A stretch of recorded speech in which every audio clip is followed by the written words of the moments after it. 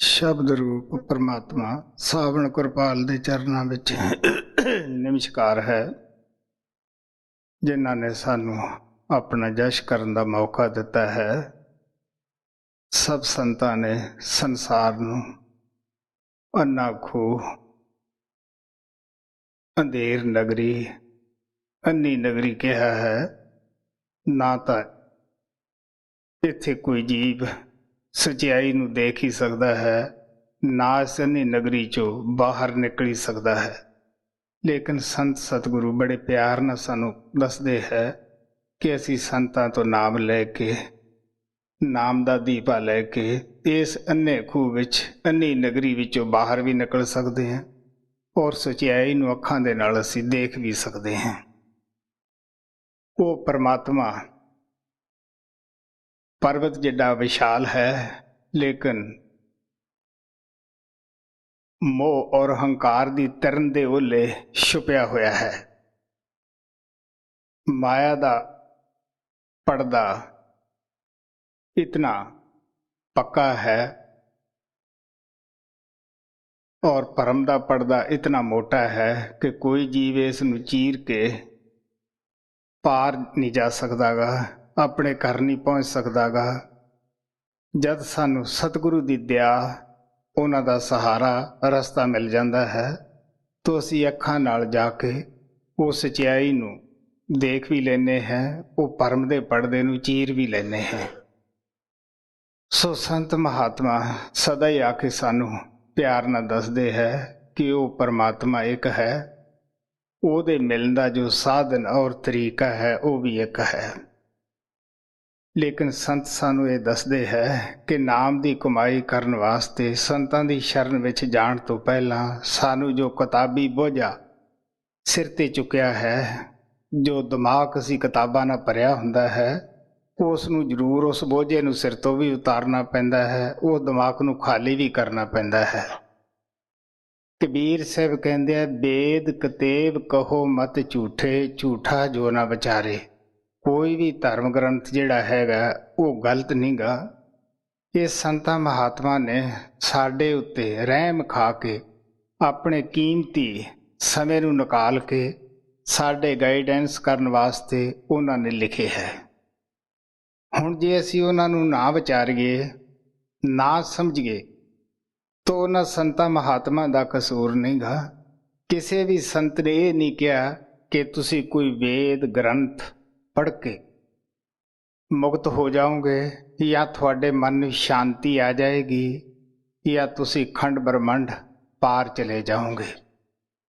ਜਿਨ੍ਹਾਂ ਮਹਾਤਮਾ ਦੇ ਨਾਂ ਦੇ ਉੱਤੇ ਅਸੀਂ ਸੰਪਰਦਾ ਚਲਾ ਰਹੇ ਹਾਂ, ਧਰਮ ਚਲਾ ਰਹੇ ਹਾਂ, ਕਰਮਕਾਂਡ ਕਰ ਰਹੇ ਹਾਂ, ਉਹਨਾਂ ਮਹਾਤਮਾ ਦੇ ਗ੍ਰੰਥਾਂ ਦੇ ਅੰਦਰ ਐਸਾ ਕੁਝ ਵੀ ਨਹੀਂ ਲਿਖਿਆ, ਬਲਕਿ ਇਹਨਾਂ ਚੀਜ਼ਾਂ ਦਾ ਖੰਡਨ ਕੀਤਾ ਹੋਇਆ ਹੈ।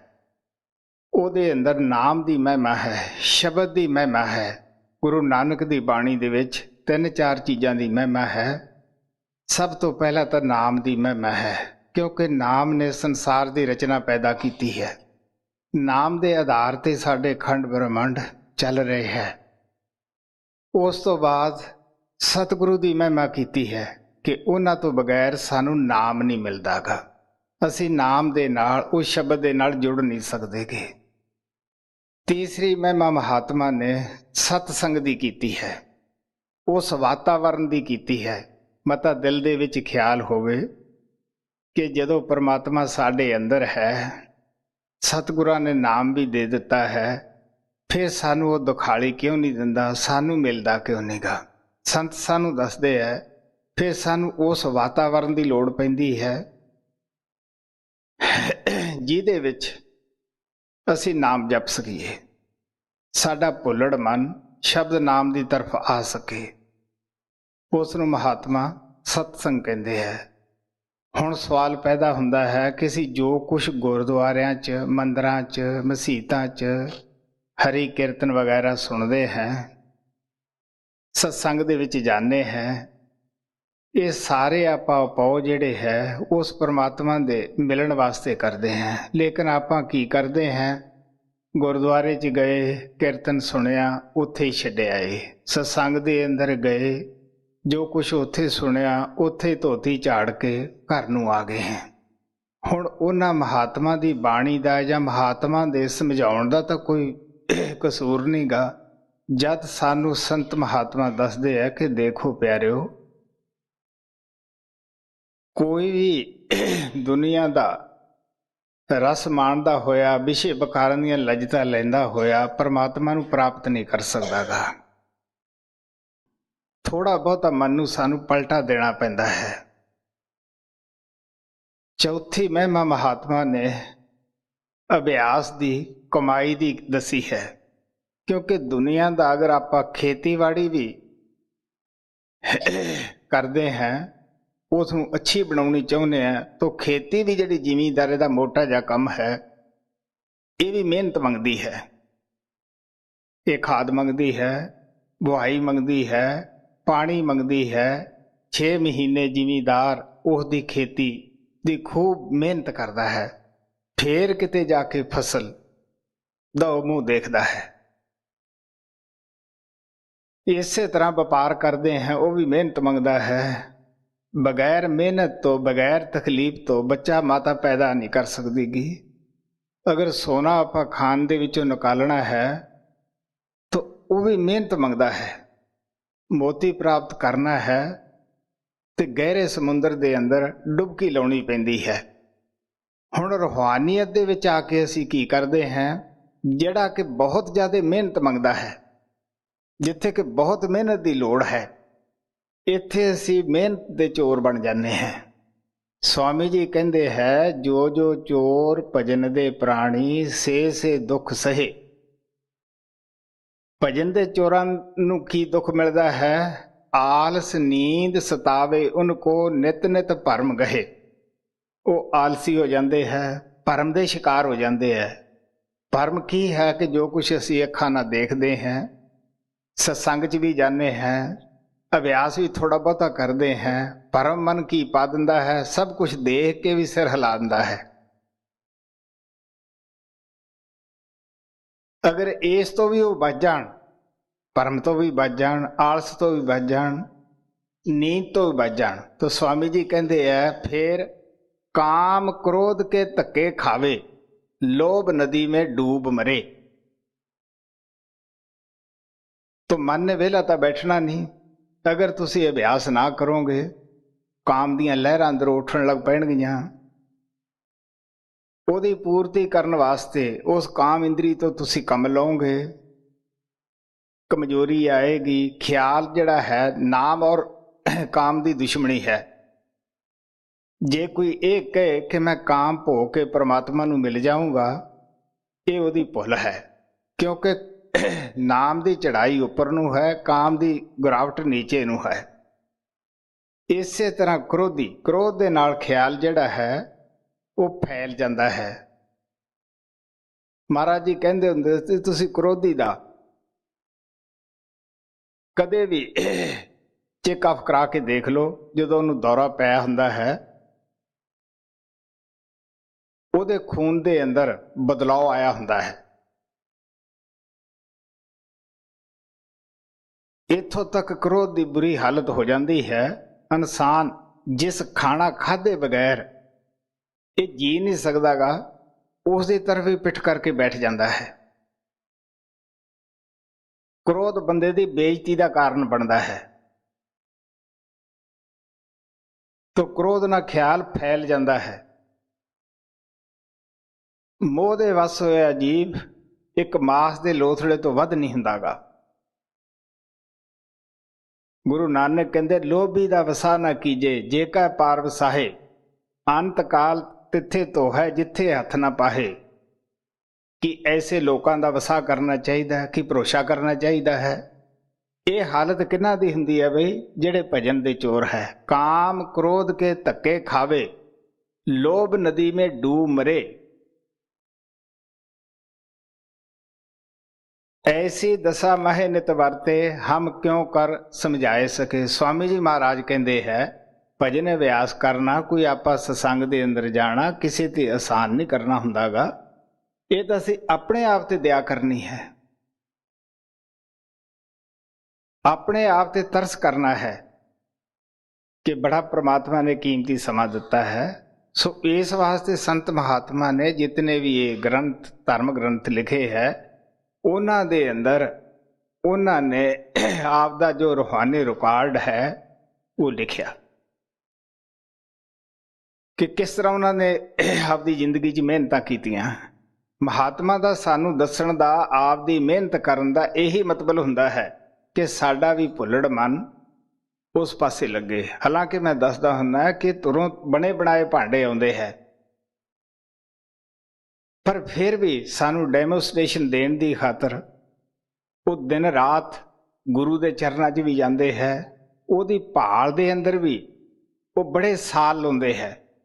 जब उन्हों का गुरु मिल जाता है फिर भी वो दिन रात मेहनत करते हैं। सब तो पहला उन्हों का काम की हुंदा है कि जो गुरु कहता है उसनूं वो करते हैं,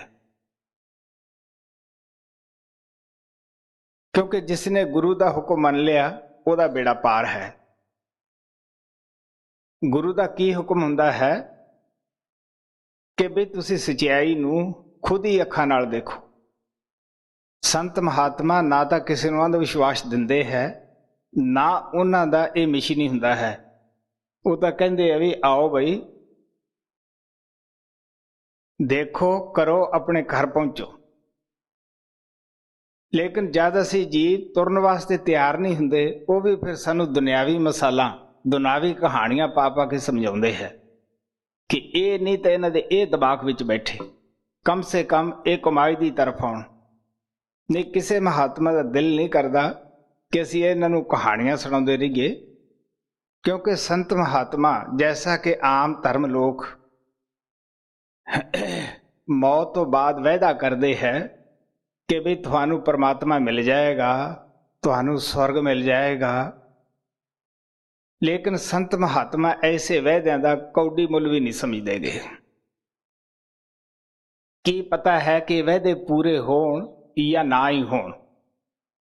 संत सन दसदे है कि जे असी जिंदे जी ठग हैं, चोर हैं, कामी क्रोधी हैं, तो मता दिल दे विच ख्याल आवे कि असी 10 आदमियों नूं साथ ला लिया, ठेके ते पढ़ा लिया या कोई धूने वगैरह तपा ले 10 दिन, फिर जो मर्जी आ करते रहिए तो सानू अगे स्वर्ग मिल जाएंगे या परमात्मा मिल जाएगा, ये भुल है। मैं दसदा हुंदा कि जे अगर आप इथों इंग्लैंड नूं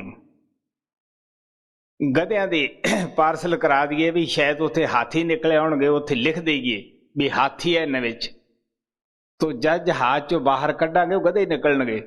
जिहड़ा इत्थे कामी क्रोधी है वो मर के महात्मा नहीं बनेगा।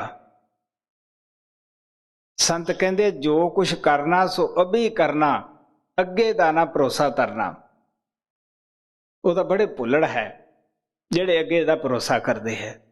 तो संत महात्मा सानू प्यार दे नाल कहंदे है कि बई जो वक्त मिलिया है उसकी कदर करो। की कदर करनी है कि शब्द नाम की कमाई करो, अपने जीवन नूं सफल बनाओ। अपने जीवन की महाराज ने पड़ताल करने वास्ते सानू डायरी दसी। डायरी रखण का भाव इतना ही हुंदा है कि असी देखना है कि कल असी कितने ऐब कीते, ताकि कल नूं असी उही ऐब तो नहीं कर रहे। कल असी की देखिया सी अंदर, अज असी की देखिया है। अगर अंदर असी कुछ देखिया नहीं या सुनिया नहीं, उसका कारण की है? कोई साथों भैड़ा कर्म तो नहीं हो गया।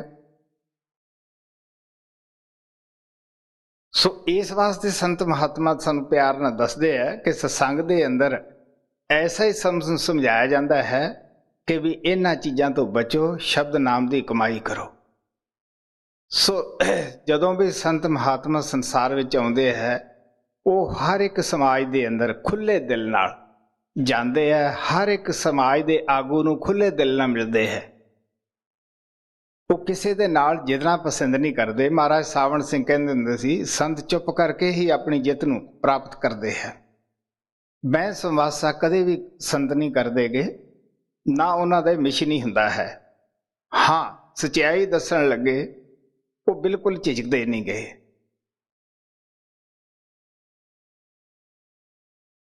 ਤੋ ਜਿਹੜਾ ਉਹਨਾਂ ਦਾ ਜੀਵ ਹੁੰਦਾ ਹੈ ਉਹ ਸਚਾਈ ਨੂੰ ਪਕੜਨ ਵਾਸਤੇ ਫੌਰਨ ਖਿੱਚਿਆ ਜਾਂਦਾ ਹੈ। ਜਿਸ ਤਰ੍ਹਾਂ ਕੋਲ ਜਿਹੜੀ ਹੈ ਉਹ ਬੋਲਦੀ ਹੈ। ਕਾਵਾਂ ਵਿੱਚ ਉਹਨਾਂ ਦਾ ਬੱਚਾ ਹੁੰਦਾ ਹੈ, ਉਹਦੀ ਆਵਾਜ਼ ਨੂੰ ਸੁਣ ਕੇ ਫੌਰਨ ਕਾਵਾਂ ਦੀ ਸੰਗਤ ਛੱਡ ਕੇ ਉਹ ਕੋਲ ਦੇ ਆ ਕੇ ਵਿੱਚ ਮਿਲ ਜਾਂਦਾ ਹੈ। ਕੋਲ ਲੈ ਕੇ ਆਪਣੀ ਉਡਾਰੀ ਮਾਰ ਜਾਂਦੀ ਹੈ। ਇਸੇ ਤਰ੍ਹਾਂ ਜਦੋਂ ਸੰਤ ਪਿਆਰ ਦੇ ਨਾਲ ਜਿਹੜੇ ਕੋਈ ਉਹਨਾਂ ਦੀ ਅਣਸ ਹੁੰਦੀ ਹੈ, ਜਿਸ ਨੂੰ ਹੁਕਮ ਹੁੰਦਾ ਹੈ ਉਹ ਪਰਮਾਤਮਾ ਦਾ ਵਕਤ ਆ ਗਿਆ ਹੈ, ਲਿਖ ਦਿੱਤਾ ਹੈ, ਉਹਦੇ ਉੱਪਰ ਉਹਨਾਂ ਦਾ ਆਵਾਜ਼ ਦਾ, ਉਹਨਾਂ ਦੀ ਬੋਲੀ ਦਾ, ਉਹਨਾਂ ਦੇ ਸਮਝਾਉਣ ਦਾ ਅਸਰ ਹੋ ਜਾਂਦਾ ਹੈ। ਉਹ ਵੀ ਦੁਨੀਆ ਦੇ ਵਿਸ਼ੇ ਵਿਕਾਰਾਂ ਦੇ ਵਿੱਚ ਲੱਤ ਮਾਰ ਕੇ ਫੌਰਨ ਉਹਨਾਂ ਦੀ ਸੋਭਤ ਵਿੱਚ ਰਲ ਕੇ ਆਪਣੇ ਘਰ ਪਹੁੰਚ ਜਾਂਦਾ ਹੈ। ਸੋ ਇਸ ਵਾਸਤੇ ਸੰਤ ਮਹਾਤਮਾ ਜਦ ਵੀ ਆਉਂਦੇ ਹੈ ਉਹ ਹਰ ਇੱਕ ਸਮਾਜ ਦੇ ਪ੍ਰੇਮੀਆਂ ਨੂੰ ਮਿਲਦੇ ਹੈ। ਗੁਰੂ ਨਾਨਕ ਦੇਵ ਜੀ ਵੀ ਜਦੋਂ ਬਾਹਰ ਆਪਣੀਆਂ ਉਦਾਸੀਆਂ ਕਰਨ ਦਾ ਉਹਨਾਂ ਦਾ ਮਕਸਦ ਇਹੀ ਸੀਗਾ ਕਿ ਮੈਂ ਜਿਹੜੇ ਲੋਕ ਧਰਮ ਦੇ ਠੇਕੇਦਾਰ ਹੈ ਉਹਨਾਂ ਲੋਕਾਂ ਨੂੰ ਸਮਝਾਇਆ ਜਾਏ ਕਿ ਉਹ ਪਰਮਾਤਮਾ ਜਿਹੜਾ ਹੈ ਉਹ ਤਾਂ ਅੰਦਰ ਬੈਠਾ ਹੈ। ਉਹ ਨਾ ਤਾਂ ਬਾਹਰ ਕਿਸੇ ਦੀਆਂ ਖੜਾਵਾਂ ਨੂੰ ਮੱਥਾ ਟੇਕਣ ਨਾਲ ਮਿਲਦਾ ਹੈ, ਨਾ ਕਿਸੇ ਮਹਾਤਮਾ ਜਿਹੜਾ ਕਿ ਕਮਾਈ ਕਿਸੇ ਵਕਤ ਕਰਦਾ ਸੀ ਉਹਦੇ ਮੰਜਿਆਂ ਦੇ ਪਾਵੇ ਘੁੱਟਣ ਨਾਲ ਹੀ ਮਿਲਦਾ ਹੈ, ਨਾ ਉਸ ਜਗ੍ਹਾ ਦੇ ਵਿੱਚ ਮੱਥੇ ਟੇਕਣ ਨਾਲ ਹੀ ਉਹ ਮਿਲਦਾ ਹੈ। ਹਾਂ, ਜੋ ਉਹ ਮਹਾਤਮਾ ਆਪਣੇ ਵਕਤ ਦੇ ਵਿੱਚ ਪ੍ਰਚਾਰ ਕਰ ਗਿਆ ਹੈ ਸ਼ਬਦ ਨਾਮ ਦੀ ਕਮਾਈ ਦਾ, ਉਹਦੇ ਉੱਤੇ ਚੱਲਣ ਨਾਲ ਉਹ ਪਰਮਾਤਮਾ ਮਿਲਦਾ ਹੈ। ਇਸੇ ਤਰ੍ਹਾਂ ਗੁਰੂ ਨਾਨਕ ਦੇਵ ਜੀ ਮਹਾਰਾਜ ਜਦੋਂ ਪਾਕਪਟਨ ਦੇ ਅੰਦਰ ਫਰੀਦ ਸਾਹਿਬ ਦੀ ਗੱਦੀ ਦੇ ਉੱਤੇ ਸ਼ੇਖ ਬਰਮ ਸੀ, ਉਹਨਾਂ ਨੂੰ ਮਿਲੇ, ਉਹਨਾਂ ਨੇ ਬਹੁਤ ਸਾਰੇ ਉਹਨਾਂ ਤੇ ਸਵਾਲ ਕੀਤੇ। ਗੁਰੂ ਨਾਨਕ ਦੀ ਆਸਾ ਜੀ ਦੀ ਵਾਰ ਦੇ ਅੰਦਰ ਵੀ ਬਹੁਤ ਸਾਰੇ ਸ਼ਲੋਕ ਉਹਨਾਂ ਦੇ ਨਾਲ ਸੰਵਾਦ ਦੇ ਲਿਖੇ ਹੋਏ ਹੈ। ਉਹ ਸਵਾਲ ਕਰਦੇ ਸਨ, ਉਹ ਜਵਾਬ ਦਿੰਦੇ ਸਨ। ਇਸੇ ਤਰ੍ਹਾਂ ਅੱਜ ਦੇ ਸ਼ਬਦ ਦਾ ਵੀ ਐਸਾ ਹੀ ਤੁਅਲਕ ਹੈ। ਸ਼ੇਖ ਬਰਮ ਨੇ ਗੁਰੂ ਨਾਨਕ ਦੇਵ ਨੂੰ ਕਿਹਾ ਕਿ ਸਾਡਾ ਅਸਲੀ ਘਰ ਕਿਹੜਾ ਹੈ, ਉਹ ਪਰਮਾਤਮਾ ਕਿੱਥੇ ਰਹਿੰਦਾ ਹੈ, ਉਹਨੂੰ ਕਿਸ ਤਰ੍ਹਾਂ ਅਸੀਂ ਮਿਲਣਾ ਹੈ, ਕਿਸ ਦੀ ਮਦਦ ਦੇ ਨਾਲ ਮਿਲਣਾ ਹੈ। ਕੀ ਇਹ ਜਿਹੜਾ ਸਰੀਰ ਹੈ ਹੱਡ ਚਮ ਮਾਸ ਦਾ ਹੀ ਹੈ ਕਿ ਇਸ ਦੇ ਅੰਦਰ ਉਹ ਪਰਮਾਤਮਾ ਵੀ ਰਹਿੰਦਾ ਹੈ? ਉਸ ਨੂੰ ਦੇਖਣਾ ਹੈ ਤੇ ਕਿਸ ਤਰ੍ਹਾਂ ਦੇਖਣਾ ਹੈ। ਤੋ ਕੌਣ ਐਸਾ ਸੰਤ ਹੈ, ਕੀ ਉਸ ਦੀ ਨਿਸ਼ਾਨੀ ਹੈ ਕਿ ਜਿਹੜਾ ਸਾਨੂੰ ਉਸ ਰਸਤੇ ਤੇ ਪਾ ਸਕਦਾ ਹੈ।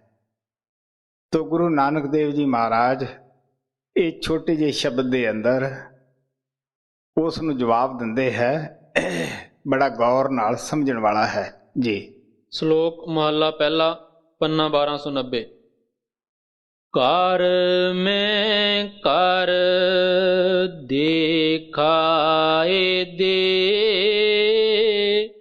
ਸੋ ਸਤ ਗੁਰ ਪੁਰਖ ਸੁਜਾਨ।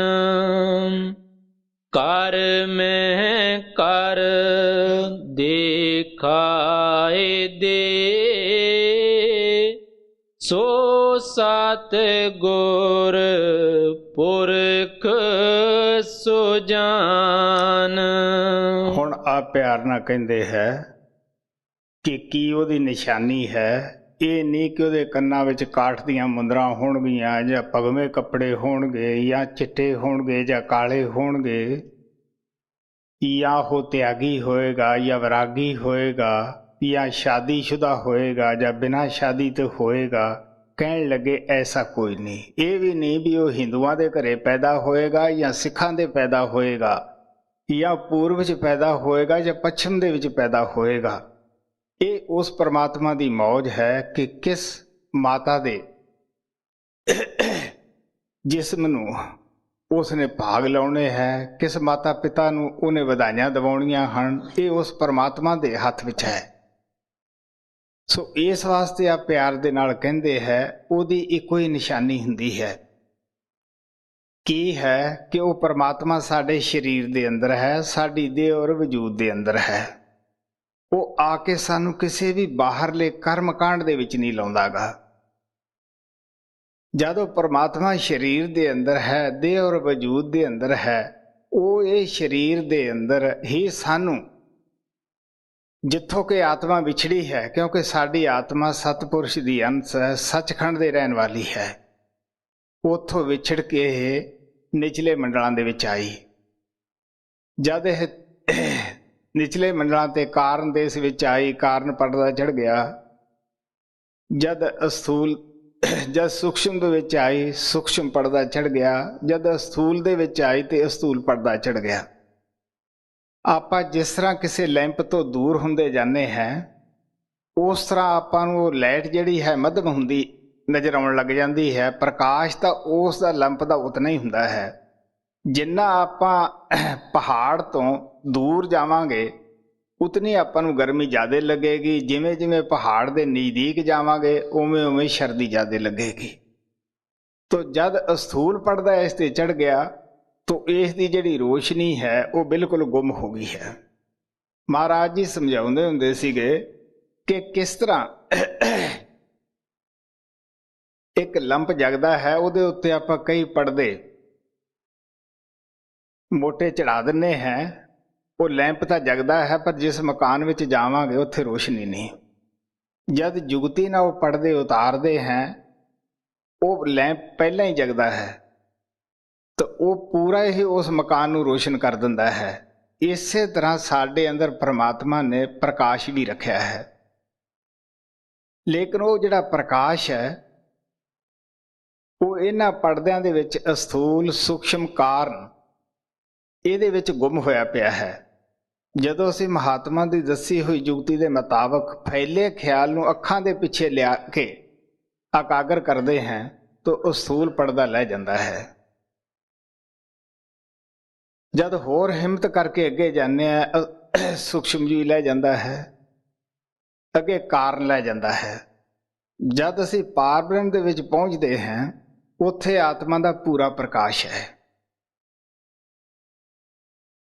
ਉੱਥੇ ਜਾ ਕੇ ਇਸ ਨੂੰ ਪਤਾ ਲੱਗਦਾ ਹੈ ਕਿ ਮੈਂ ਤਾਂ ਐਵੇਂ ਪਰਦਿਆਂ ਦੇ ਵਿੱਚ ਗੁੰਮ ਰਹੀ, ਮੇਰਾ ਵੀ ਕੋਈ ਪ੍ਰਮਾਤਮਾ ਹੈ। ਸੋ ਇਸ ਵਾਸਤੇ ਆਪ ਪਿਆਰ ਦੇ ਨਾਲ ਕਹਿੰਦੇ ਹੈ ਕਿ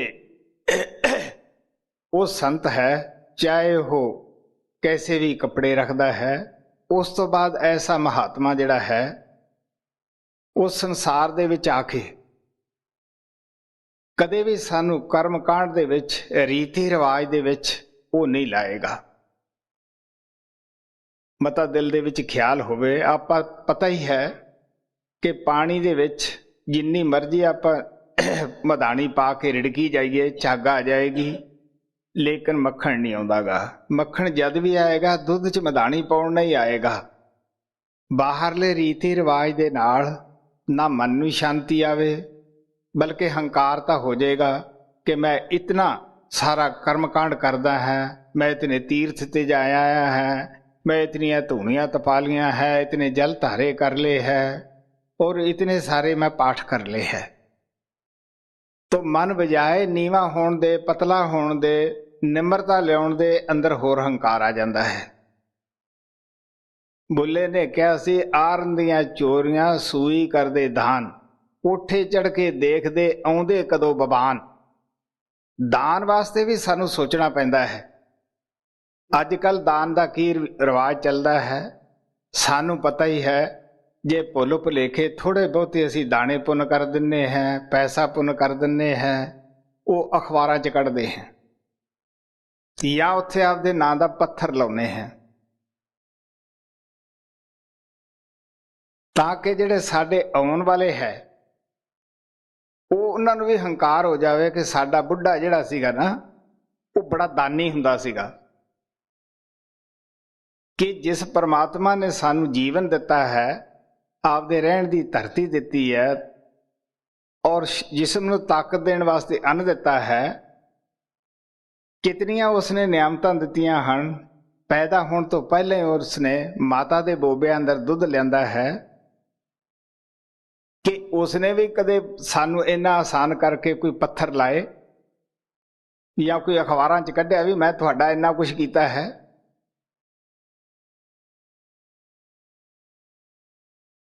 ਫਿਰ ਉਹ ਪੱਥਰ ਲਵਾਉਣ ਦੇ ਨਾਲ ਮੈਂ ਦੱਸਦਾ ਹੁੰਦਾ ਹੈ ਕਿ ਜਿਉਂਦਿਆਂ ਨੂੰ ਵੀ ਸ਼ਾਂਤੀ ਨਹੀਂ ਤੇ ਪਿੱਛੋਂ ਸ਼ਾਂਤੀ ਕਾਹਦੀ ਆਉਣੀ ਹੈ।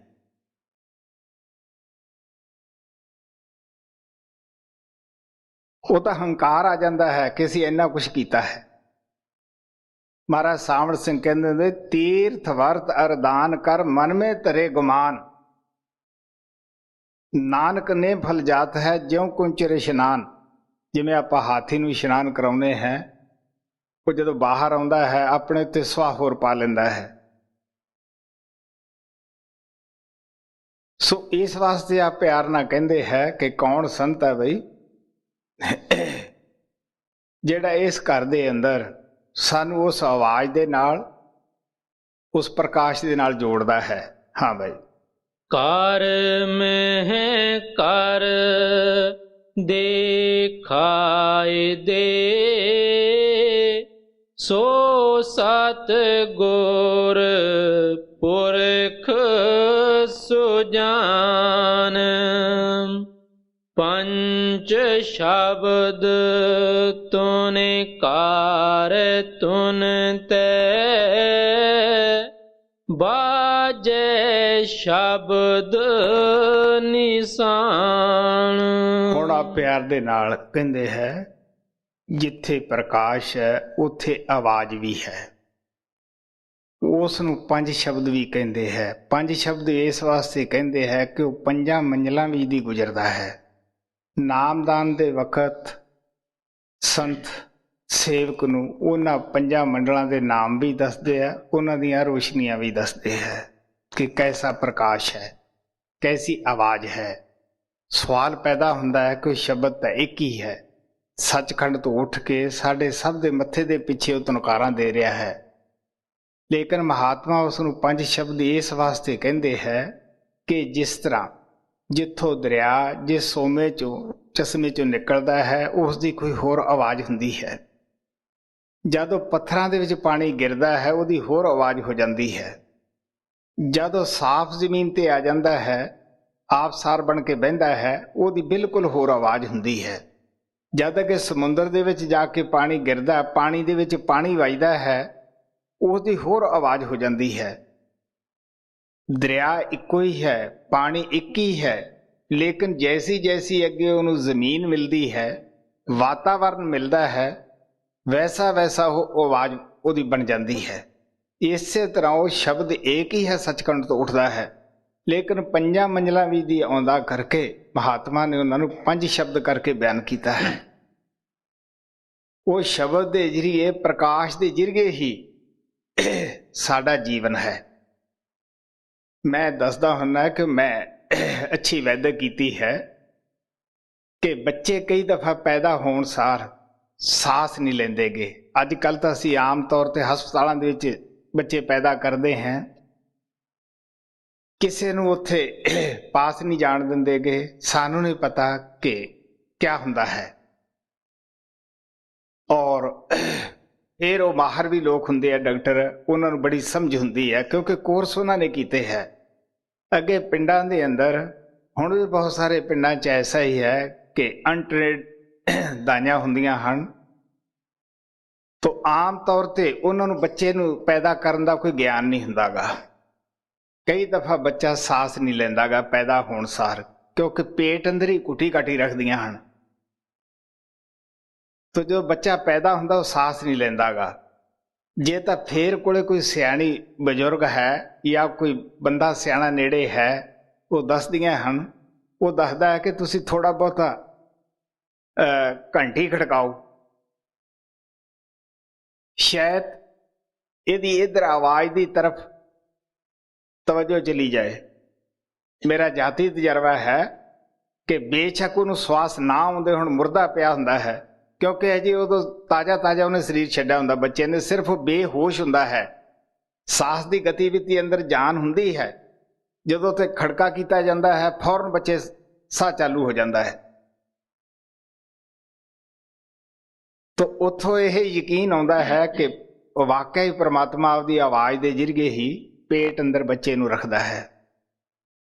ਫਿਰ ਅਸੀਂ ਬੀਬੀਆਂ ਹਮੇਸ਼ਾ ਦੇਖਦੇ ਹਾਂ ਕਿ ਛੋਟਾ ਬੱਚਾ ਕਿਸ ਤਰ੍ਹਾਂ ਪ੍ਰਕਾਸ਼ ਦੇ ਵਿੱਚ ਖੇਡ ਕੇ ਖੁਸ਼ ਹੁੰਦਾ ਹੈ। ਪ੍ਰਕਾਸ਼ ਨਾ ਹੋਵੇ ਤਾਂ ਚੀਖਾਂ ਮਾਰਨੀਆਂ ਸ਼ੁਰੂ ਕਰਦਾ ਹੈ,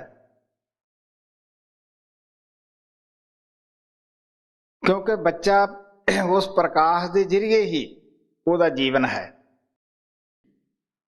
ਤੋ ਇਸ ਵਾਸਤੇ ਉਹ ਪ੍ਰਮਾਤਮਾ ਨੇ ਸਾਡੇ ਅੰਦਰ ਆਵਾਜ਼ ਵੀ ਰੱਖੀ ਹੈ, ਪ੍ਰਕਾਸ਼ ਵੀ ਰੱਖਿਆ ਹੈ। ਗੁਰੂ ਨਾਨਕ ਕਹਿੰਦੇ ਅੰਤਰ ਜੋਤ ਨਿਰੰਤਰ ਬਾਣੀ ਸੱਚੇ ਸਾਹਿਬ ਸਿਉ ਲਿਵਲਾਈ।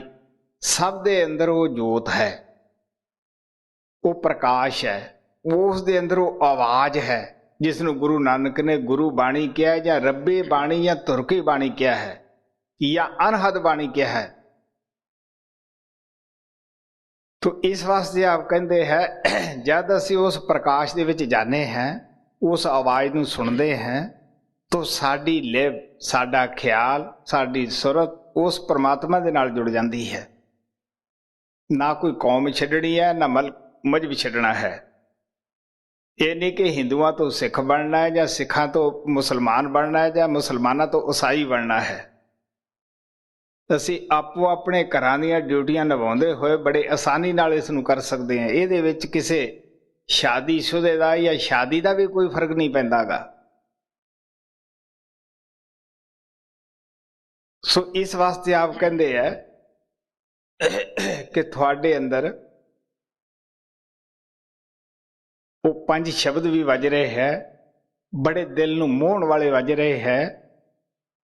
ਹਰ ਆਵਾਜ਼ ਜਿਹੜੀ ਦਿਲ ਨੂੰ ਛੂਹ ਲੈਂਦੀ ਹੈ, ਜਿਹੜੇ ਸੁਣਦੇ ਆ ਉਹਨਾਂ ਨੂੰ ਪਤਾ ਹੈ ਕਿ ਉਹਨਾਂ ਦਾ ਕਈ ਘੰਟੇ ਜਾਂ ਸੁਰਤ ਉਹ ਸ਼ਬਦ ਨੂੰ ਨਾਲ ਜੁੜ ਜਾਂਦੀ ਹੈ, ਉਹ ਉੱਠਣ ਨੂੰ ਉਹਨਾਂ ਦਾ ਦਿਲ ਹੀ ਨਹੀਂ ਕਰਦਾਗਾ ਜੀ।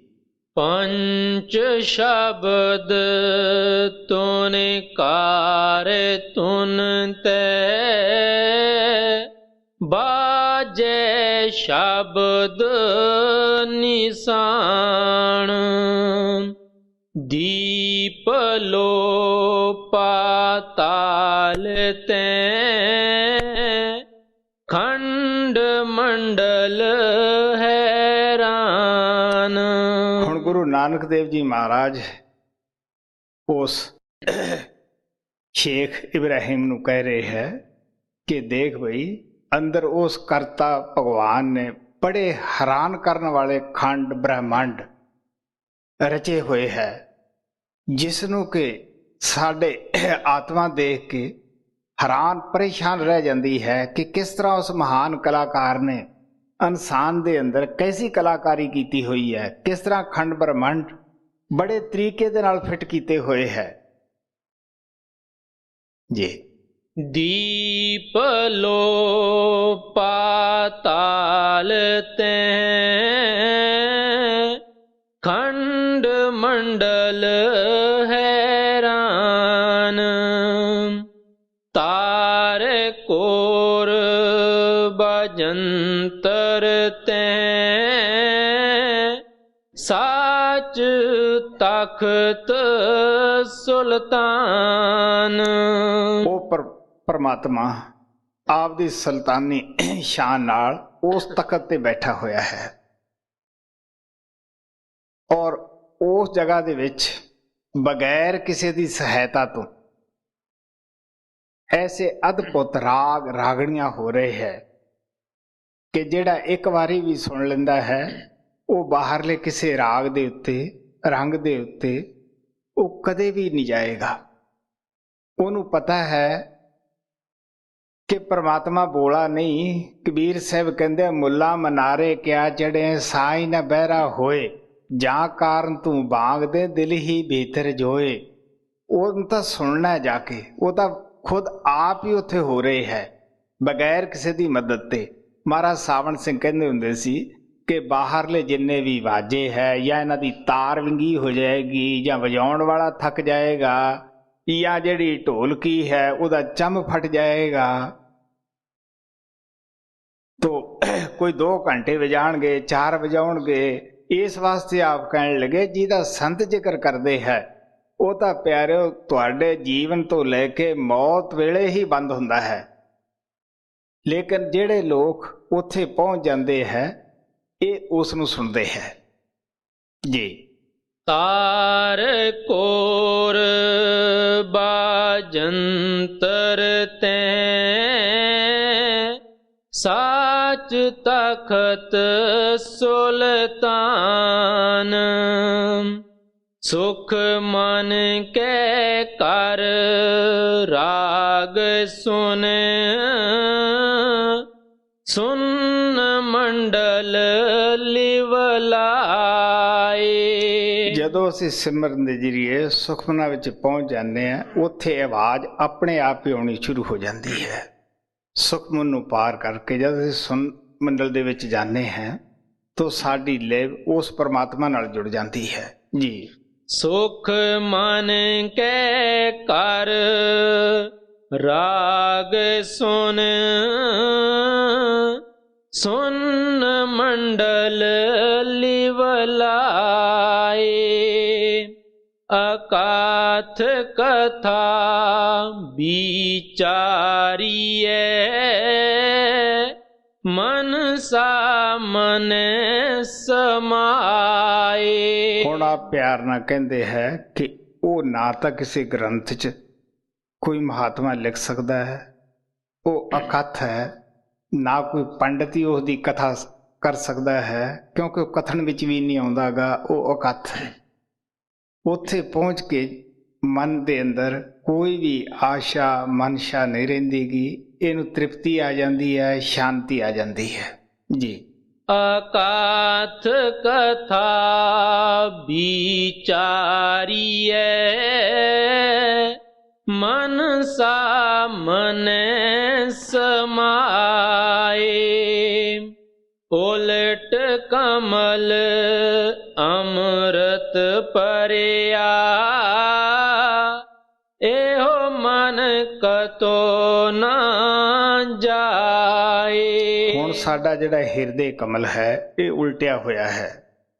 ਅੰਮ੍ਰਿਤ ਹੁਣ ਵੀ ਸਾਡੇ ਅੰਦਰ ਬਰਸ ਰਿਹਾ ਹੈ ਲੇਕਿਨ ਉਸ ਨੂੰ ਇਹ ਪੰਜੇ ਡਾਕੂ ਕਾਮ ਕ੍ਰੋਧ ਲੋਭ ਮੋਹ ਹੰਕਾਰ ਗੁਰੂ ਸਾਹਿਬ ਕਹਿੰਦੇ ਹੈ ਜੇ ਸਾਡਾ ਬਰਤਨ ਹੀ ਸਾਡਾ ਘੜਾ ਮੂਧਾ ਵੱਜਿਆ ਹੋਇਆ ਹੈ, ਬੇਸ਼ੱਕ ਸਾਰਾ ਸਾਲ ਬਾਰਿਸ਼ਾਂ ਹੋਈ ਜਾਣ ਉਹਦੇ ਅੰਦਰ ਇੱਕ ਕਤਰਾ ਵੀ ਪਾਣੀ ਦਾ ਨਹੀਂ ਜਾਏਗਾ।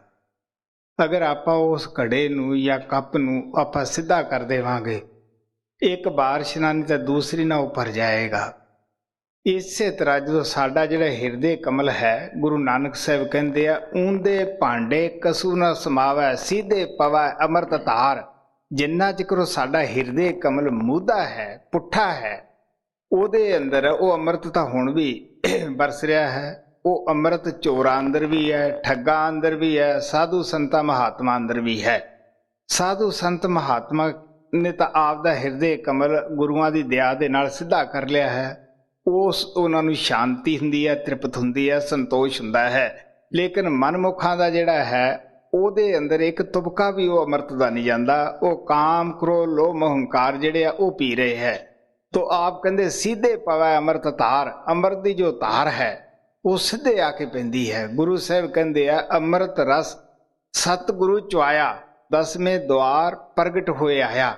ਉਹ ਅੰਮ੍ਰਿਤ ਤੋਂ ਕੋਈ ਖਾਲੀ ਨਹੀਂਗਾ। ਜਦੋਂ ਅਸੀਂ ਆਪਦੀ ਆਤਮਾ ਤੋਂ ਤਿੰਨੇ ਪਰਦੇ ਲਾ ਕੇ ਪਾਰ ਬ੍ਰਹਮ ਦੇ ਵਿੱਚ ਪਹੁੰਚ ਜਾਂਦੇ ਹੈ ਉਸ ਵੇਲੇ ਉਹ ਗੁਰੂ ਅੰਮ੍ਰਿਤ ਸਾਡੇ ਅੰਦਰ ਚੋਂਦਾ ਹੈ। ਉਹ ਥੋੜਾ ਜਿਹਾ ਨਹੀਂ ਚੋਂਦਾਗਾ, ਉਸ ਨੂੰ ਪੀ ਕੇ ਹੀ ਆਤਮਾ ਦੇ ਅੰਦਰ ਸ਼ਾਂਤੀ ਆਉਂਦੀ ਹੈ, ਤ੍ਰਿਪਤੀ ਆਉਂਦੀ ਹੈ ਔਰ ਖੁਸ਼ੀ ਆਉਂਦੀ ਹੈ। ਤੋ ਇਸ ਵਾਸਤੇ ਆਪ ਪਿਆਰ ਨਾਲ ਕਹਿੰਦੇ ਹੈ ਜਦ ਤੱਕ ਅਸੀਂ ਉੱਥੇ ਨਹੀਂ ਪਹੁੰਚਦੇਗੇ ਤੋ ਉਹਨਾਂ ਜ਼ਿਕਰ ਕੀ ਹੈ ਅਸੀਂ ਉਸ ਤੋਂ ਵਾਂਝੇ हैं। ਗੁਰੂ ਸਾਹਿਬ ਕਹਿੰਦੇ ਹੈ ਘਰ ਹੀ ਘਟ ਹੀ में ਅੰਮ੍ਰਿਤ ਭਰਪੂਰ ਹੈ ਮਨ ਮੁਖਾਂ ਸਾਧ ਨਾ ਪਾਇਆ। ਜਿਉਂ ਕਸਤੂਰੀ ਮਿਰਗ ਨਾ ਜਾਣੇ ਉਹ ਭਰਮ ਦਾ ਭਰਮ ਭਰਮਾਇਆ। ਸਾਡੀ ਜਿਹੜੀ ਦੇਹ ਹੈ ਇਹ ਅੰਮ੍ਰਿਤ ਦਾ ਚਸ਼ਮਾ ਹੈ ਔਰ ਹੁਣ ਇਸ ਅੰਮ੍ਰਿਤ ਨੂੰ ਮਾਇਆ ਪੀ ਰਹੀ ਹੈ, ਮਾਇਆ ਦੇ ਭੋਗ ਪੀ ਰਹੇ ਹੈ। ਇਸ ਵਾਸਤੇ ਗੁਰੂ ਨਾਨਕ ਕਹਿੰਦੇ ਹੈ ਕਿ ਸਾਡਾ ਜਿਹੜਾ ਹਿਰਦਾ ਕਮਲ ਹੈ ਉੱਥੇ ਜਾ ਕੇ ਜਿਹੜਾ ਉਲਟਿਆ ਹੈ ਉਹ ਸਿੱਧਾ ਹੋ ਜਾਂਦਾ ਹੈ ਜੀ। ਉਲਟ ਕਮਲ ਅੰਮ੍ਰਿਤ ਭਰਿਆ, ਇਹੋ ਮਨ ਕਤੋ ਨਾ ਜਾਈ। ਕਿਉਂਕਿ ਮਨ ਲੱਜਤ ਦਾ ਆਸ਼ਿਕ ਹੈ। ਸਾਨੂੰ ਪਤਾ ਹੈ ਕਿ ਇਸ ਨੂੰ ਦੁਨੀਆ ਦੀਆਂ ਜਿੰਨੀਆਂ ਮਰਜ਼ੀ ਲੱਜਤਾਂ ਤੁਸੀਂ ਦੇ ਦਿਓ, ਇਹ ਕਦੇ ਵੀ ਤ੍ਰਿਪਤ ਨਹੀਂ ਹੁੰਦਾਗਾ। ਥੋੜ੍ਹੇ ਜਿਹੇ ਦਿਨ ਉਸ ਲੱਜਤ ਤੇ ਖੁਸ਼ ਹੁੰਦਾ ਹੈ, ਫਿਰ ਉਹਨੂੰ ਛੱਡ ਦਿੰਦਾ, ਉਦੋਂ ਚੰਗੀ ਪਾਲਦਾ ਹੈ। ਤਾਂ ਸਾਰਿਆਂ ਨੂੰ ਚੰਗੀ ਲੱਜਤ ਕਿਹੜੀ ਹੈ? ਉਹ ਨਾਮ ਦੀ ਹੈ, ਸ਼ਬਦ ਦੀ ਹੈ। ਉਸ ਨੂੰ ਇਹ ਪ੍ਰਾਪਤ ਕਰਕੇ ਇਹ ਕਿਸੇ ਪਾਸੇ ਜਾਂਦਾ ਨਹੀਂ। ਮਨ ਮੂਸਾ ਪਿੰਗਲ ਪਿਆ, ਪੀ ਪਾਰਾ ਹਰ ਨਾਮ। ਆਪ ਕਹਿਣ ਲੱਗੇ, ਜਿਸ ਤਰ੍ਹਾਂ ਚੂਹੇ ਨੂੰ, ਮੂਸੇ ਨੂੰ ਪਕੜਨ ਵਾਲੇ ਕੀ ਕਰਦੇ ਹੈ? ਉਹਨੂੰ ਪਾਰਾ ਪਿਆਉਂਦੇ ਹੈ। ਉਹ ਮੂਸਾ ਜਿਉਂਦਾ ਜ਼ਰੂਰ ਰਹਿੰਦਾ ਹੈ, ਇਹਦੇ ਵਿੱਚ ਕੋਈ ਸ਼ੱਕ ਨਹੀਂ, ਉਹ ਹਰਕਤ ਵੀ ਕਰਦਾ ਹੈ, ਲੇਕਿਨ ਭੱਜ ਨਹੀਂ ਸਕਦਾਗਾ, ਕਿਉਂਕਿ ਉਹ ਪਾਰਾ ਹੁੰਦਾ ਹੈ। ਤੋ ਸੰਤ ਇਹ ਨਹੀਂ ਸਾਨੂੰ ਕਹਿੰਦੇ ਵੀ ਤੁਸੀਂ ਮਨ ਨੂੰ ਮਾਰ ਦਿਓਗੇ ਜਾਂ ਮਾਰੋ। ਮਨ ਨੂੰ ਕਿੰਨੇ ਕੁ ਦਿਨ ਮਾਰੋਗੇ? ਸੋ ਇਸ ਵਾਸਤੇ ਜਿੰਨਾ ਅਸੀਂ ਮਨ ਨੂੰ ਦਬਾਵਾਂਗੇ, ਦਿਲ 'ਚ ਖਿਆਲ ਆਉਂਦਾ ਹੈ।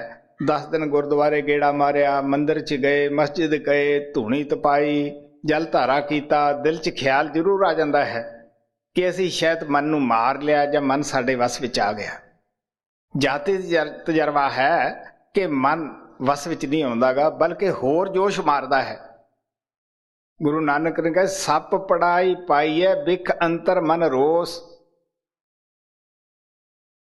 ਜਿਸ ਤਰ੍ਹਾਂ ਆਪਾਂ ਕਿਸੇ ਜ਼ਹਿਰੀਲੇ ਸੱਪ ਨੂੰ ਪਟਾਰੀ ਅੰਦਰ ਬੰਦ ਕਰ ਲਈਏ, ਆਪਾਂ ਉਹਦੀ ਜ਼ਹਿਰ ਤੋਂ ਕਦੇ ਵੀ ਬਚ ਨਹੀਂ ਸਕਦੇਗੇ, ਬੇਖੌਫ ਨਹੀਂ ਹੋ ਸਕਦੇਗੇ।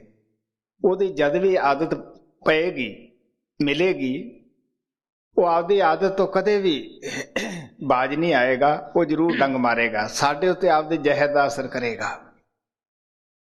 ਇਸੇ ਤਰ੍ਹਾਂ ਅਸੀਂ ਇਹ ਆਰਜੀ ਸਾਧਨ ਕਰਕੇ ਸੋਚਦੇ ਹਾਂ ਕਿ ਸ਼ਾਇਦ ਸਾਡਾ ਮਨ ਵਸ ਵਿੱਚ ਆ ਗਿਆ। ਹੁਣ ਕੀ ਹੈ? ਇਹ ਸਰੀਰ ਪਟਾਰੀ ਹੈ, ਇਹਦੇ ਅੰਦਰ ਉਹ ਮਨ ਬੈਠਾ ਹੈ, ਜ਼ਹਿਰੀਲਾ ਸੱਪ ਬੈਠਾ ਹੈ। ਸੱਪ ਕਿਹਨਾਂ ਦਾ ਮਨ ਹੈ ਬਈ? ਜਿਹੜੇ ਲੋਕ ਇਹ ਆਰਜੀ ਸਾਧਨਾ ਨਾ ਕਹਿੰਦੇ ਹੈ। ਮੈਂ ਦੱਸਦਾ ਹੁੰਦਾ ਹੈ ਕਿ ਜਦ ਮੈਂ ਬਾਬਾ ਬਿਸ਼ਨ ਦਾਸ ਕੋਲੇ ਧੂਣੀਆਂ ਤਪਾ ਕੇ ਗਿਆ, ਆਪਦੇ ਦਿਲ ਦੇ ਵਿੱਚ ਤੇ ਇਹ ਖਿਆਲ ਸੀ ਵੀ ਸ਼ਾਇਦ ਇਹ ਮਹਾਤਮਾ ਬੜਾ ਆਦਰ ਦੇਣਗੇ ਵੀ ਇਹਨੇ ਕਿਤਨੀ ਗਰਮੀ ਦੇ ਅੰਦਰ ਧੂਣੀਆਂ ਤਪਾਈਆਂ ਹਨ। ਲੇਕਿਨ ਜਦ ਉਹਨਾਂ ਪਾਸ ਗਏ, ਉਹ ਕਹਿੰਦੇ ਵੀ ਬੇਟਾ ਅੱਗ ਤਾਂ ਪਹਿਲਾਂ ਹੀ ਅੰਦਰ ਬੜੀ ਜਲ ਰਹੀ ਹੈ, 5 ਪ੍ਰਕਾਰ ਦੀ ਅੱਗ ਹੈ।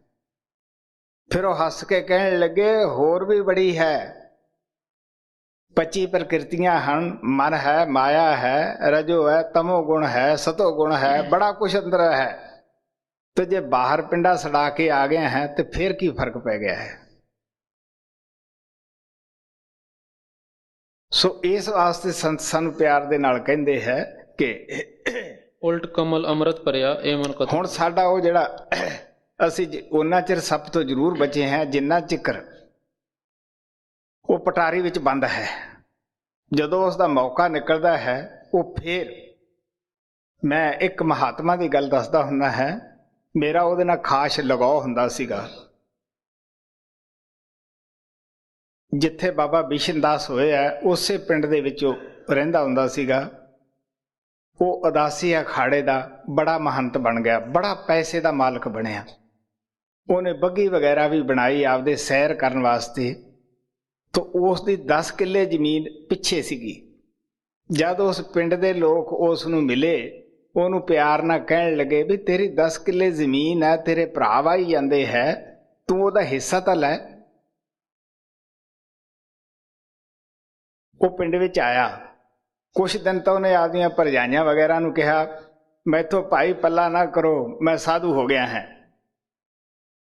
ਕਿਉਂਕਿ ਸਾਡਾ ਮਨ ਬੜੇ ਹੀ ਸਾਡੇ ਨਾਲ ਮਖੌਲ ਕਰਦਾ ਹੈ। ਉਹ ਕਹਿੰਦੀਆਂ ਵੀ ਅਸੀਂ ਤਾਂ ਆਪਦੀ ਸਕੀਰੀ ਰੱਖਾਂਗੀਆਂ। ਖੈਰ ਥੋੜੇ ਬਹੁਤੇ ਚਿਰ ਪਿੱਛੋਂ ਕਿਸੇ ਨੇ ਸਲਾਹ ਦਿੱਤੀ, ਬਈ ਤੂੰ ਸ਼ਾਦੀ ਕਰਾਏ, ਜ਼ਮੀਨ ਦਾ ਮਾਲਕ ਕੌਣ ਬਣੇਗਾ? ਹੁਣ ਬੁੱਢਾ ਆਦਮੀ 70-75 ਸਾਲ ਦਾ, ਹੁਣ ਕੌਣ ਵੀ ਲੜਕੀ ਦੇਵੇ? ਤਾਂ ਬਾਬਾ ਬਿਸ਼ਨ ਦਾਸ ਨੂੰ ਪਤਾ ਲੱਗਿਆ, ਉਹਨਾਂ ਨੇ ਬੁਲਾਇਆ ਕਿ ਏਕਮ ਦਾਸ ਤੂੰ ਬਚ। ਉਹ ਆਦਾ ਜੀ ਨਹੀਂ। ਉਸਨੇ ਇੱਕ ਔਰਤ ਲਿਆਂਦੀ, औरत लियांदी कुछ दिन बाद, जेड़े लोगों ने ऐसा कर ही लेंदे है, जिन्होंने मुल दी लिया के छड्डी सी उहदे कोले, वो औरत ले गए, नाले पैसे गए। लेकिन मन दे अंदर होर अग मची, उसने एक होर लियांदी 500 रुपए दी, उदों सस्ते भाव हुंदे सीगे, और वो किसे जवान लड़का उसनूं मिल गया, और एकमदास बिल्कुल बुढ़ा हो गया, लत्तां ते पट्टियां बधियां होया करन। मैं बाबा बिशन दास दे दर्शनां नूं गया, अगों एकमदास शहर नूं आ रहा सीगा, जो पिंडियां सन वो तो उहदे सिर ते सन, जो टिंडो सन भी जे कपड़े च बनिया ते खराब हो जाणगियां, वो ढूई ते रखियां होईयां सन 5-6 किलो, ते सोटी दे उपरां तुरिया आउंदा सी कुब्बा कुब्बा। मैं कोल दी लंघिया, मैनू कहंदा अजायब सिओ है तू, क्योंकि मैं उदासी मत दे विच रहा है, मैथों मासड़ कहाउंदा सी, मैनू तो पता नहीं वो क्यों कहाउंदा सी। तो मैं कहा हाँ, मैनू आदा मेरे आए बिना ना जाई, मैं तेनू कोई गल दसनी है। मैं आख्या भी अच्छा तू जल्दी आई। वो आ गया, क्योंकि मैं भी ट्रेन पकड़नी सी। मैनू आदा कि मैं पिंड दे विच गांव च तां सारे होका देता भी कोई शादी ना करायो, ते मैं तेनू भी कहना भी तू शादी ना कराई। मैं उन्होंने कहा भी तू अजे भी झूठ बोलता है, शादी का कोई नुक्स नहीं, शादी माड़ी चीज नहीं हुंदी गी, तू ये कह भी मेरे वर्गा पंगा ना कोई ले। क्योंकि पहला साध बन के दिखाया, बुढ़ा होया, तो फिर शादी का की नुक्स है भी, फिर शादी थोड़ो सी, शादी वाली तो 100 शर्म हुंदी है बई, ओहदे मापे पेके हुंदे है। तो आखिर वो बंदा उन्होंने घरों कढ़िया, कोट कपूरे ਉਹ ਤੰਦੂਰਾਂ ਤੇ ਭਾਂਡੇ ਮਾਂਜਦਾ ਮਰਿਆ ਸੀਗਾ। ਮੇਰੇ ਕਹਿਣ ਦਾ ਭਾਵ ਇਸ ਦੱਸਣ ਦਾ ਹੱਡਬੀਤੀ ਦਾ, ਜਿਹੜੀ ਮੈਂ ਖੁਦ ਦੇਖੀ ਹੈ, ਕਿ ਅਸੀਂ ਲੋਕ ਥੋੜਾ ਬਹੁਤਾ ਇਸ ਤਰ੍ਹਾਂ ਆਰਜੀ ਸਾਧੂ ਬਣ ਜਾਂਦੇ ਹੈ, ਔਰ ਜਦੋਂ ਮਨ ਦਾ ਸਾਹਮਣਾ ਕਰਨਾ ਪੈਂਦਾ ਹੈ ਉਸ ਵੇਲੇ ਸਾਡੀ ਹਾਲਤ ਪਹਿਲਾਂ ਨਾਲੋਂ ਵੀ ਭੱਦੀ ਹੋ ਜਾਂਦੀ ਹੈ। बल्कि मन होर भी, कबीर साहब कहते कबीरा ये मन मशकरा कहूँ तो माने रोस, जे पैंडे सह मिले तही न चले कोस। इन्हें बड़े बड़े रिखिया मुनिया नूं मखौल कीते है। सो इस वास्ते कमल अमृत पर आप प्यार ना कहते हैं, जो असी महात्मा दसी हुई जुगती के मुताबक शब्द नाम की कमाई करते हैं, जब असी सुखमना और सुनमंडल तो उपर जाने हैं, साडा हिरदे कमल जिहड़ा है वो पहला मूदा है, फिर सीधा हो जाता है, वो अमृत दे नाल भर जाता है, जिथे मन नूं जाके शांति आ जाती है, मिठास मिल जाता है। ये दुनिया के रसा नूं नहीं लगदागा जी। उल्ट कमल अमृत परिया, एहो मन कतो ना जाए, अजपा जाप ना विसरे, आद जुगाद समाए। आप कहते हैं जिहड़ा बगैर किसी सहायता तो वो अंदर अजपा जाप हो रहा है, बिना बजाया वो शब्द बज रहा है, वो दिन रात ही तुनकारा दे रहा है, चलते हैं, उठते हैं, बहते हैं, ख्याल उत्थे ही जुड़िया है। ऐसे महात्मा की जो अवस्था हुंदी है वो तेल की तेल की धार की तरह हो जाती है, ना सुते की लिव टुटती है, ना जागदे दी, ना गल्लां करदे दी। गुरु नानक कहते मुख की बात सगर स्यों करदा, जी संग प्रभ अपने धरदा। आपां नूं पता है कि जिस तरह आपां कोलू जोड़ते हैं या हल्ट वगैरह जोड़ते हैं, ਜਿਹੜੇ बलद है वो होर साइड ਦੇ ਵਿੱਚ ਤੁਰਦੇ है, लेकिन कुआ पानी की है वो होर पासे तो खिंचदा है, ਉਹਨਾਂ ਦਾ कनैक्शन जुड़िया ਹੁੰਦਾ है, लठ ਦੇ ਨਾਲ कनैक्शन जुड़िया है। सो इसे तरह साडा भी कनैक्शन उस मालक ਦੇ ਨਾਲ जुड़ जाता है। जवान ना बात करते हैं, लेकिन अजपा जाप ਦੇ ਨਾਲ वो सुरत लगी हुई है जी। अजपा जाप न विसरे, आद जो ਕਮਾਏ। ਸਭ ਸਖੀਆਂ ਪੰਚੇ ਮਿਲੇ, ਗੁਰਮੁਖ ਨਿਜ ਘਰ ਵਾਸ। ਗੁਰੂ ਨਾਨਕ ਦੇਵ ਜੀ ਸ਼ੇਖ ਬਰਮ ਨੂੰ ਕਹਿੰਦੇ ਹੈ ਕਿ ਅੱਜ ਤਾਈਂ ਜੋ ਵੀ ਮਿਲਿਆ ਹੈ ਇਹ 5 ਸ਼ਬਦਾਂ ਦੇ ਜ਼ਰੀਏ 5 ਮੰਜ਼ਲਾਂ ਦੇ ਵਿੱਚ ਦੀ ਜਾ ਕੇ ਉਸ ਪਰਮਾਤਮਾ ਨੂੰ ਮਿਲਿਆ ਹੈ। ਜੋ ਸਤਿਗੁਰੂ ਨੂੰ ਮਿਲ ਕੇ ਸਹਿਜ ਅਵਸਥਾ ਨੂੰ ਪ੍ਰਾਪਤ ਕਰ ਲੈਂਦੇ ਹੈ, ਉਹ ਗੁਰਮੁਖ ਲੋਕ ਉਸ ਨਿਜ ਘਰ ਜਿੱਥੋਂ ਆਤਮਾ ਸ਼ੁਰੂ ਵਿੱਚ ਆਈ ਸੀ ਉੱਥੇ ਉਹ ਪਹੁੰਚ ਜਾਂਦੇ ਹੈ ਜੀ। ਸਭ ਸਖੀਆਂ ਪੰਚੇ ਮਿਲੇ, ਗੁਰਮੁਖ ਨਿਜ ਘਰ ਵਾਸ। ਸ਼ਬਦ ਖੋਜ ਇਹ ਕਰ ਲਹੈ, ਨਾਨਕ ਤਾਂ ਕਾ ਦਾਸ। ਆਪ ਪਿਆਰ ਨਾਲ ਕਹਿੰਦੇ ਹੈ ਜਿਹੜਾ ਵੀ ਸ਼ਬਦ ਦੀ ਕਮਾਈ ਕਰਕੇ ਸੰਤਾਂ ਦੇ ਦੱਸੇ ਤੇ ਤਰੀਕੇ ਤੇ ਚੱਲ ਕੇ ਇੱਥੇ ਪਹੁੰਚ ਜਾਂਦਾ ਹੈ, ਮੈਂ ਉਹਦਾ ਦਾਸ ਹਾਂ, ਮੈਂ ਉਹਦੇ ਚਰਨ ਛੂਹਣ ਨੂੰ ਤਿਆਰ ਹਾਂ। ਫਿਰ ਆਪਨੇ ਕਿਹਾ ਸਭ ਸਖੀਆਂ, ਉੱਥੇ ਸਭ ਸਖੀਆਂ ਜਿਹੜੀਆਂ ਪਹਿਲਾਂ ਪਹੁੰਚੀਆਂ ਹਨ ਸੰਤਾਂ ਮਹਾਤਮਾ ਦੀਆਂ ਰੂਹਾਂ, ਉਹਨਾਂ ਦੇ ਨਾਲ ਉਹਨਾਂ ਦਾ ਮਿਲਾਪ ਹੋ ਜਾਂਦਾ ਹੈ। ਇਹ ਨਹੀਂ ਕਿਉਂਕਿ ਅਸੀਂ ਜਿਹੜੇ ਬਾਹਰ ਲੋਕ ਟੇਕ ਬੰਨੀ ਬੈਠੇ ਹਾਂ, ਜਿਨ੍ਹਾਂ ਮਹਾਤਮਾ ਦੀ ਨਾਂ ਸੀ ਉਹਨਾਂ ਨੂੰ ਮਿਲ ਸਕਦੇ ਹਾਂ, ਜਦੋਂ ਉਹਨਾਂ ਦੇ ਅਸੀਂ ਕਰਨੇ ਤੇ ਨਹੀਂ ਚੱਲਦੇ, ਕਹਿਣ ਤੇ ਨਹੀਂ ਚੱਲਦੇ, ਕਿਵੇਂ ਮਿਲਾਂਗੇ?